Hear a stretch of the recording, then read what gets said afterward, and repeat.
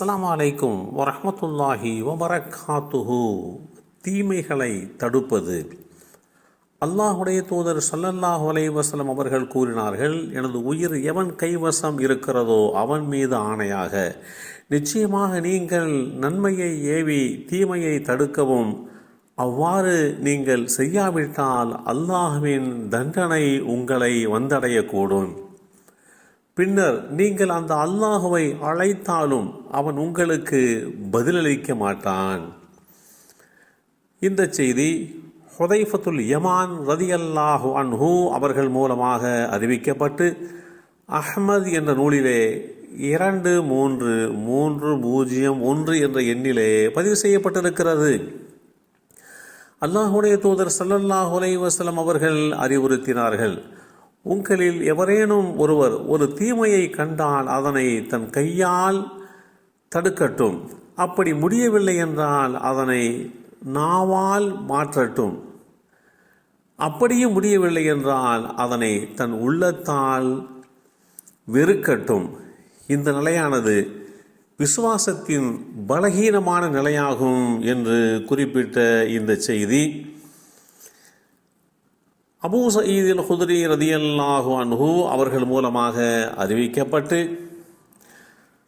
அஹ்மத் என்ற நூலிலே 11460 என்ற எண்ணிலே பதிவு செய்யப்பட்டிருக்கிறது. ஒரு தீமை நடக்கிறது, ஒரு தப்பு நடக்கிறது, அதை யார் செய்கிறார்களோ அவர்களை செய்யாதீர்கள் என்று நாம் தடுக்க முற்பட வேண்டும். கையால் அந்த தீமையை செய்ய விடாமல் நாம் தடுக்க வேண்டும். அது இல்லாத பட்சத்தில், முடியாத பட்சத்தில் நாவால் சொல்லி, இது தவறான காரியம், இது பாவமான காரியம், இது தப்பான காரியம், இது தீமையான காரியம், இதை செய்யக்கூடாது என்று அவருக்கு நாவால் அறிவுறுத்த வேண்டும்.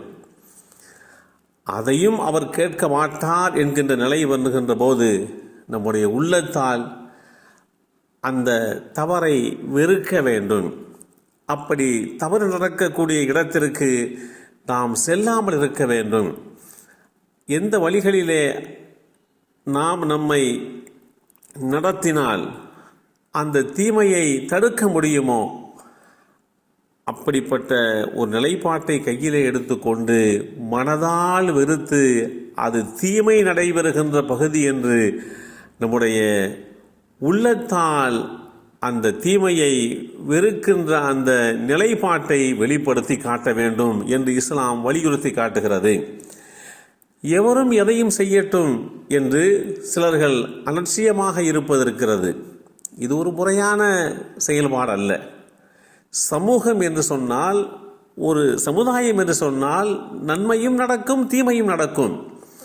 தீமை நடைபெறுகின்ற போது அந்த மக்களை அறிவுறுத்த வேண்டும். இது தீமை, இது பாவச் செயல், இதன் மூலமாக நீங்கள் பாதிக்கப்படுவீர்கள், உங்களுடைய தலைமுறையை இது பல வகையிலே சிதைத்துவிடும், நீங்கள் காலங்காலமாக கட்டி காத்து வந்த எல்லாவற்றையும் இழக்க நேரிடும் என்றெல்லாம் அவர்களை சொல்லி அவர்களை அந்த தீமையை செய்யாமல் தடுக்க வேண்டுமே தவிர, நமக்கென்ன வந்துவிட்டது, நாம் உண்டு, நம்முடைய வேலை உண்டு என்றிருப்போம் என்று இருப்பது ஒரு பொருத்தமான செயல்பாடு இல்லை என்பதை இஸ்லாம் மிக தெளிவாக எடுத்துச் சொல்கிறது.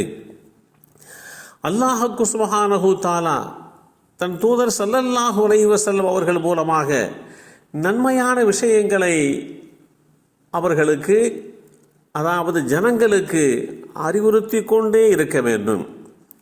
தீமையான விஷயங்களிலே இருந்து ஜனங்களை தடுத்து கொண்டே இருக்க வேண்டும்.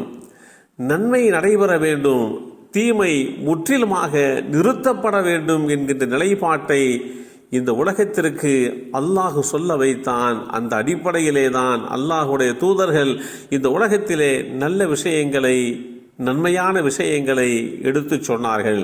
தீமை நடைபெறுகின்ற போது அதை கடுமையான முறையிலே தடுத்தார்கள் என்பதைத்தான் நாம் புரிந்து கொள்ள கடமைப்பட்டிருக்கிறோம். எல்லாம் வல்ல அல்லாஹு தஆலா நன்மையை மக்களுக்கு மத்தியிலே எடுத்து சொல்லி, தீமையான காரியங்கள் நடைபெறுகின்ற போது அதை தடுக்கக்கூடிய மன வலிமையை நமக்கும் நம் சந்ததிகளுக்கும் அல்லாஹ் வழங்கி அருள் புரிவானாக.